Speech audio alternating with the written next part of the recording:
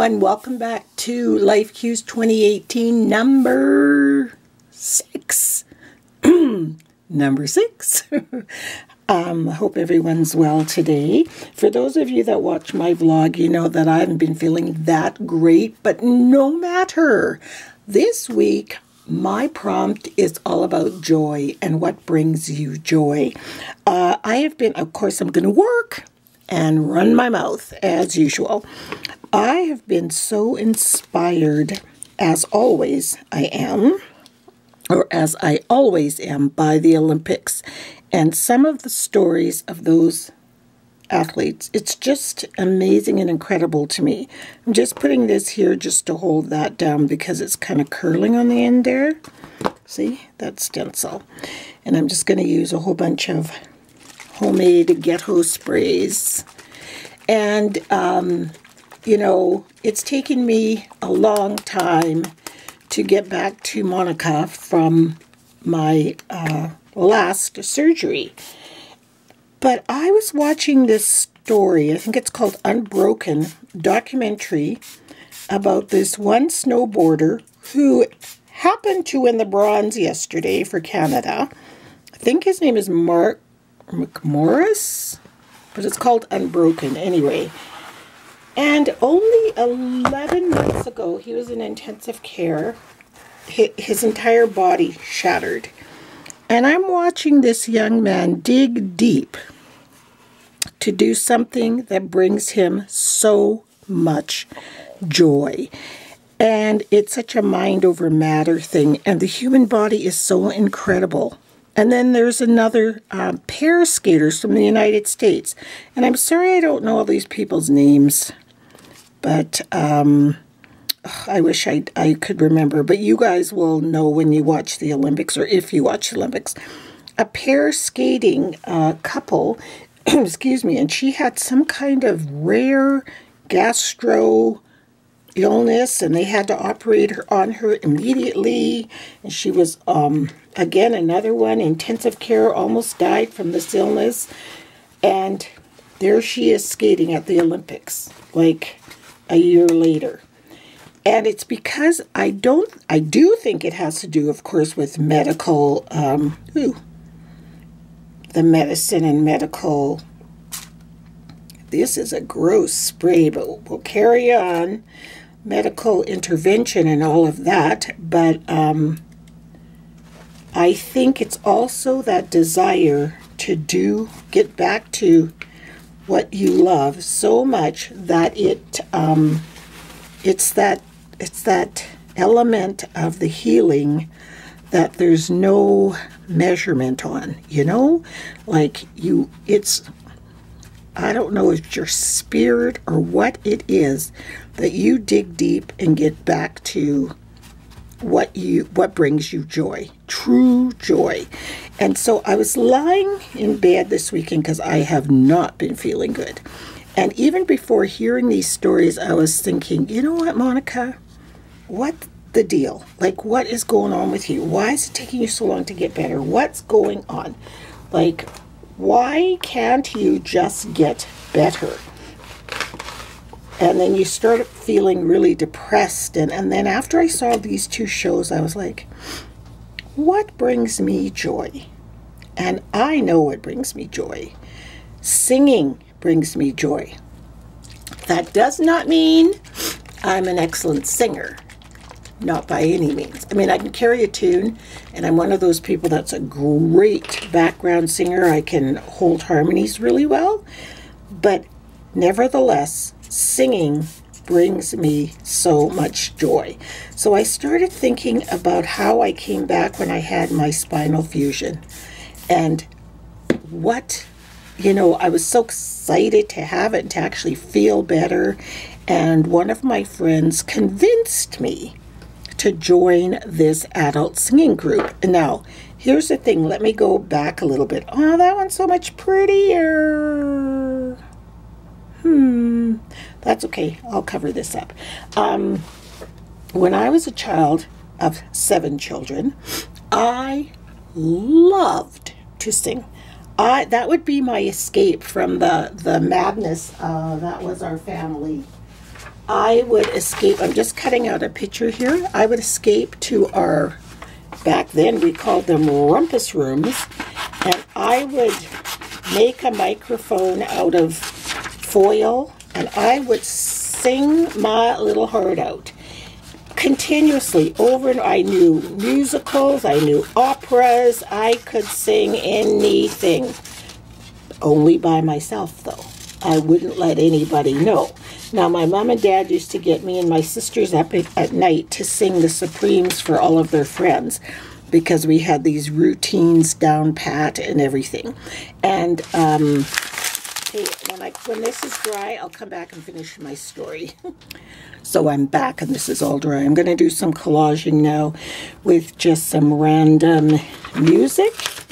Anyway, my parents would wake us up to perform for their friends. We would sing the Supremes, and I was always one of the background Supremes because my older sister was way more confident, and so Mickey and I, my younger sister, were the background Supremes.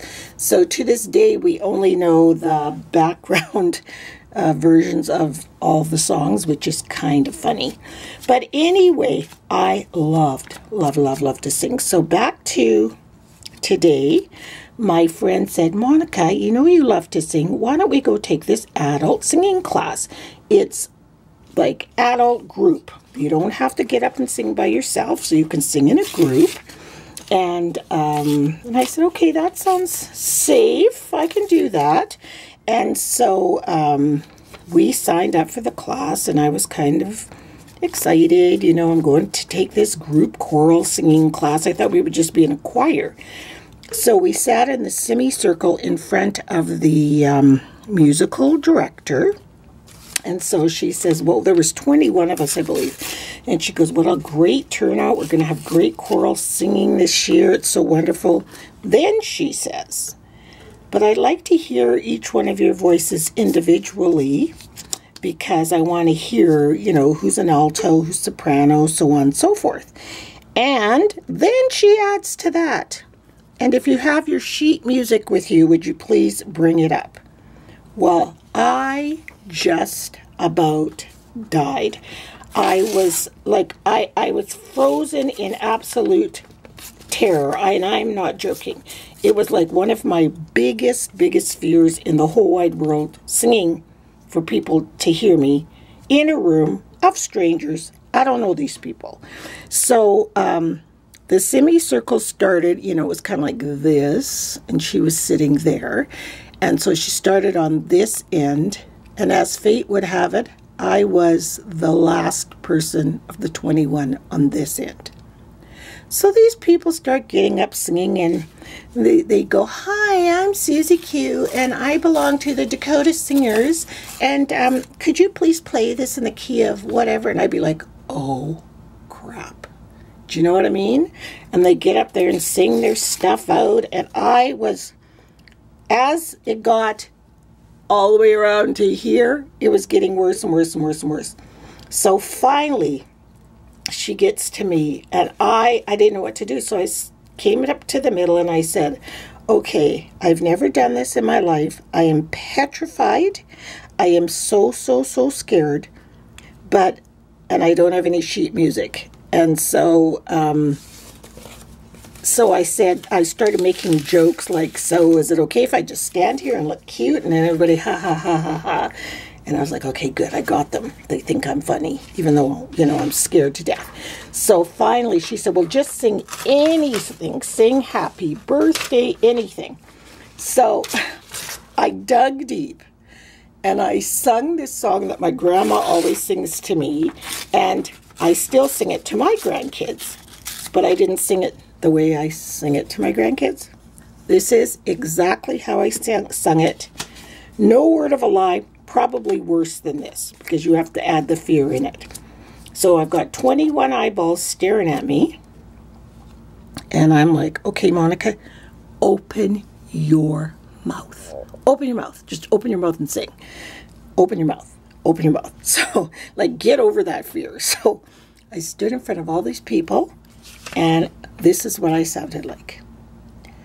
Go. Exactly. Tell Aunt Patsy. Go tell. And yeah, progressively got worse. The shakiness, the raspiness, the horribleness. Then I looked up. They all clapped and cheered, and I sat back down, and my friend said, see, nobody left, nobody died, you're fine. So in that moment, I realized, oh my God, I was mad at myself. I was like, Monica, come on, why didn't you sing? But it didn't matter. I did it. So that was a big, big accomplishment. But from that moment, I met so many absolutely amazing friends that are friends to this day. It just opened up this world for me, like by digging deep and trying to push myself, because it was something I loved so much. It just opened up my entire world. So from that, we started singing as a choral group, and we would go to schools and perform, or senior homes, or things of that nature.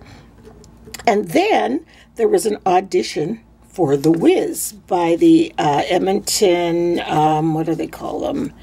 Elopez Edmonton Theater. You know what I mean? Like, it was a theater group. And so we said, why don't we just go give this a try? So me and my friend. And so we went and we auditioned, and which was but it was just another step. I sang again alone. Wasn't as hard this time. Sang again alone, and we just giggled when we left. We thought, well, we've done an audition.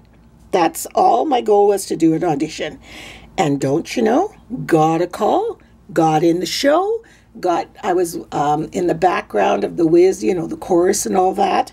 Learned so much, met so many people, met Shannon, who ended up playing Dorothy, and she ended up marrying Jesse. And I mean, oh my God, like, it just goes on and on, like the connections, like the beautiful, amazing connections. And then the next show was it was Broadway, the best, what was it?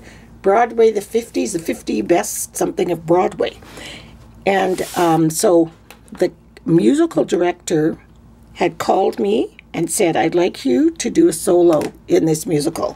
I'm like, so he gave me the music and he's teaching it to me, and I just stood there and I was singing like a little mouse, like I was, how you use fear and then you go into that cute, well, I can't do this. He looked at me. He was a wonderful man, and this is the guy that pushed me over to be a singer. He looked at me and he said, this is a musical. It has a deadline. I don't have time for this. I wouldn't have chosen you to do this if I didn't think you could do it. So take it back to bar 28 and let's start again. I was like, whoa. But that's what I needed to hear. Do you know what I mean? That tough love thing. So we went on and I performed. Went on from then to star for 2 years in It's a Wonderful Life, and it was the musical, and they had changed Clarence the Angel to Clara, this hilarious angel, to a woman, and I was Clara, and I played Clara, and it was, I'm not kidding you guys, it was the most fun I've ever had in my life. I loved every second of it. I absolutely loved it. From that show, then somebody asked me, would I audition to be in Nonsense for the Fringe? Now, the Fringe, the Edmonton Musical Theater stuff, Elope, that was community theater. That's what it's called, community theater. So you don't get paid for that. You just do it because you love it, that kind of thing. But the Fringe, I'm using gesso now. The Fringe was a paid gig, like a real paid job. The Edmonton Fringe Festival, huge festival in Canada. And somebody asked me, would I come and audition for the part of Sister Hubert in Nonsense, the musical. And this was the real deal Nonsense. And I'm like laughing to myself, who do these people think I am? But you see, I also have this comedic side to me, and that's also, this Nonsense, if you haven't seen it, is a comedy too. So I went, auditioned, got the role of Sister Hubert. I'm like, I was pinching myself. I can't believe this is happening to me. So I'll never forget how much, because I felt like, not that I'd arrived, but it was like a goal you set to actually star in a musical and get paid to listen to me when I started off crackling like a little scared mouse to a few years later doing Nonsense. From between all of those years, though, the people that I met, we would go out karaokeing. And that helped build my confidence too, because you know, to sing in front of people is really scary. So I tried to do that as much as I could with my core friends, and it was my life. I absolutely loved it. And then, you know, illness befalls me and I couldn't do it anymore. But I really, really loved it. So now I thought to myself, you know what? I'm going to get back to what brings me joy. I'm not going to say I'm never going to do musical theater again or anything like that, because I hate to ever put not going to. But if I can just get up and sing and karaoke. I used to sing 2 and 3 times a day. I had the karaoke machine right by the door to go to the laundry room. And I would sing a song when I go put the laundry in, and then I'd sing another one when I came back upstairs. That's how crazy I was about this. So I'm adding this picture here. This is me in Nonsense. Look at my sister's habit. And Sister Hubert is doing an Elvis imitation, and so that's why I have that Elvis wig on top. And that's me in rehearsal. There's our musical director way back there, Randy. And this was so much joy. I can't even tell you. I just can't even. It was just, you know, when I think back at it, I think about, you know, when you had to be wired for the mics, and we wore those mics that were taped to your head, and just the whole... I experienced the whole true blue professional gamut of being in a musical. That is joy to me. So I'm going to put Sister Hubert somewhere here on the page. I don't know where to put her. I think I'll put her here. And then I have these pennants over here. I'm not going to do too much on this page because I'm still not feeling good and I'm kind of shaky. So, no, I don't like that. Okay, I'll be back when I figure out what I'm going to do. So what I did over here, I found this, it was a big, long 12 by 12 sheet in a scrapbook, and it said, keep a smile on your face and a song in your heart. So I took the white paper and I'm just spraying it. So I'm going to spray this one in this rosy color. I know I'm probably off camera. I had to sit down. I am not feeling good, people. And then with this orange one, I will just do a little bit of orange.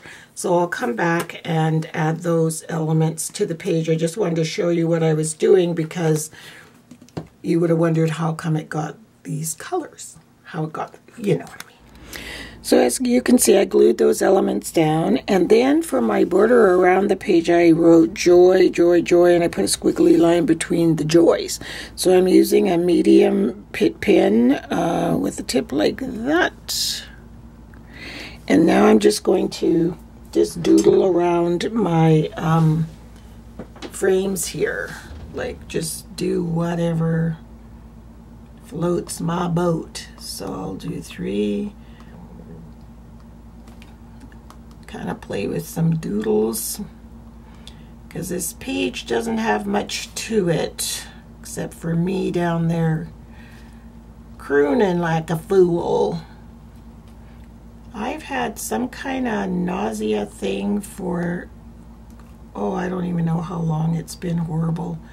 But now I'm starting to think that maybe it's the flu. Okay, so what do I want to do around this one to make it different than that one? I think I will do just kind of like a little ziggy-zaggy thing. Is there such a thing as being bad at doodling? Now on this one I'm going to do dash, dash, dash, and then like the squiggle like that, and dash, dash, dash. I don't think you can do this wrong. You just play. How about we just put some like flower petally things all the way around the photo. It just makes this whole page now become a little bit more whimsical and not so much about layers like it usually is with me. I think I'll just add some swirls.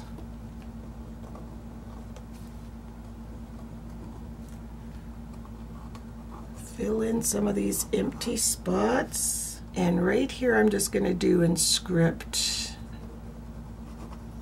make a joyful noise. I think I'll write it here too. Do something you're afraid of every day. Isn't that Eleanor Roosevelt's quote? Do something you are afraid of every day. This isn't meant to be legible, it's just meant to be script on the page, you know? Just another element. Be brave. Okay, and we need some black dots on this page. Let me get a different pen. Oh, here, it's right here. I'll use this same kind of pen, but it's got a brush tip, and it's a little thicker than the one I was using, although it's not as thick as I want it to be, so I'll have to make them in circles now that I've started. See, just doodling, doodle, doodle. But I really, really, really, really hope I can get back to singing, although I have to tell you the funniest thing, I don't know if you guys watch The Voice, where the premise of the show is there's 4 judges and they're all musical people. People come on, the judges' chairs are turned away from them so they can't see you. So if you sing your song and if they like you, they turn their chairs towards you and see who it is that's singing. So one day Ozzy was here, and he's a character, and I was making him lunch. And you know, he was sitting facing, he was at the table, but his chair was facing me. So I'm making him lunch, and I am belting out some song, I don't even know what, and I was at the kitchen sink washing up, and when I turned to look at him, he had turned his chair away from me, like on The Voice. I laughed so hard. I'm like, Ozzy, you don't think Nana sings very good? He goes, not that song. Oh my God, it was the cutest thing. He's just funny. He's got such a sense of humor for such a little guy. Turned his chair around, okay? Away from Nana. That was funny. Okay, what else can I do to this page, you know, you guys? I might take a little bit of gesso and just kind of blend the signs in with the page a little bit more, even though there is script and stuff, doodles on them, it doesn't matter. Just blend her all in here using a little bit of gesso. It just keeps it all one unitive piece. I don't think unitive is a word. I just made that up. One, you know, cohesive piece. There. Oh, somebody wrote in a comments. I haven't answered my comments from last week, I'm sorry, but one of the questions was, how do I work? I don't have my rings on right now, but how do I work with my rings on, and do I worry about how do I clean them? When you're using acrylics mostly, which is what I mostly use, I don't use causative stuff. I use mostly acrylics or watercolor.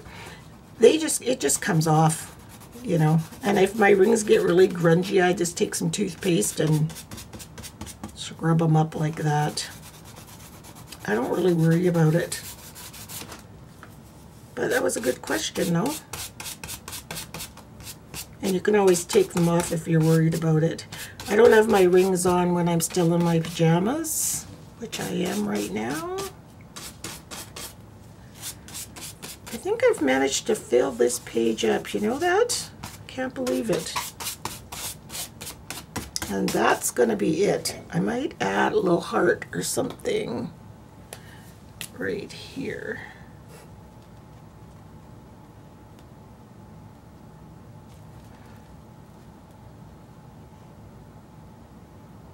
Oh, and I think I'll make them into music notes. See? Look at that. A little heart music note. There.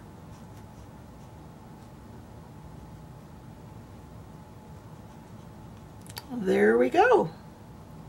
And today's date is February, I believe, 11th. Almost sure. So here is my finished page. I was going to apologize that it's just so basic and simple, but you know what? I like it. So I'm not going to apologize. This is where I'm at today. This is what I could do today, and I'm not that disappointed with how it turned out. So you can see the collage music's in the background, and keep a song in your heart. And my little heart music notes. And the word joy all the way around the page. And my doodles everywhere. And then I just took some black distress ink and just edged it around the bottom. So that's my page. And the message of the page and the prompt for today is, what brings you joy? And try to get back to what brings you joy. Even if you have to dig deep and you're always not well, and when you're chronically ill, it's hard. But you know what? I'm going to make myself sing a song today. I can sing a song. I can do that. It'll make me feel better. I'll feel happy. I'm just going to sing a song. And that's that. And instead of lying there feeling sorry for yourself or moping around, well, I wish I could do that, I wish I could do. You can do whatever you can do.